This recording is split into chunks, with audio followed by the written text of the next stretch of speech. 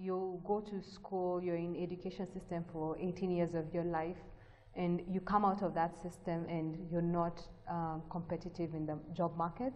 You don't have enough skills to build a well-established enterprise, and then there's a lot of learnings that you have to do if you're then again to get into into an industry or to get into entrepreneurship.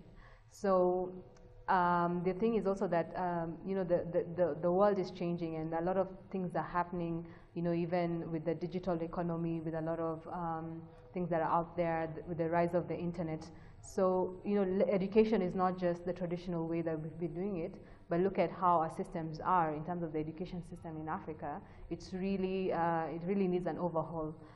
So I think that. And the reason why, with education is where you get your training, your foundation, because on the work is where you now get the technical skills. So I think that there's more that can be done to make us, as young people, more competitive from the educational side, so that when we are joining the workforce, we're not hit by more challenges and then trying to be competitive at that point, because we can do this earlier. We can get young people even into knowing entrepreneurship in their early ages, and let it be taught in schools. Even things like skills for the future, for example, coding, digital media. Those are skills that they're not incorporated into our learning system as much. Only maybe if you go to a specialized school, but not everybody has access to that. Okay.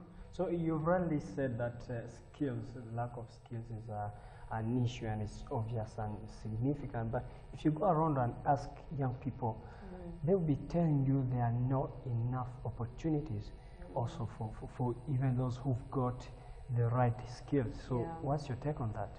I would say opportunities are there. You just need to have a plan and be able to approach opportunities. Don't sit and wait for the opportunities to come to you, because that will never happen. And I think also the fact that there's many things that are happening. Populations are growing. There's more and more people getting out of school, having the skills that you have. So there's a lot of competition.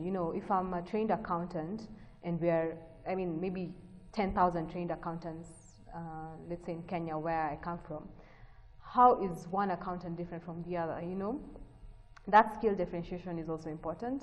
And I must say that you can be competitive as well, because it's also a matter of what you're good at, how you're able to interact and work in different spaces.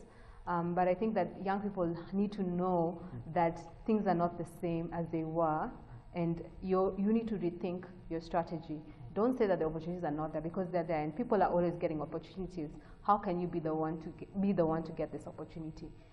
So I always tell young people coming out into the workforce, instead of waiting to get an internship, applying, what are other ways that you can get volunteership opportunities to get into work, show your skills, and then get employed? How do you write to institutions asking for internship, asking if they have opportunity or space, or meeting people, being open to searching for these opportunities, instead of just sitting and waiting, because they won't come. Okay. Yeah. Now, the African Union, under the Agenda 2063, considers skills development as a mechanism to eliminate youth unemployment on the continent, which is quite, concerning. Now, do you think governments are doing enough to make this a reality? I think that there's a lot more that governments can do to be able to support young people have the right skills, because it's a matter of, as I said, the education system. Who's in charge of it? It's the government.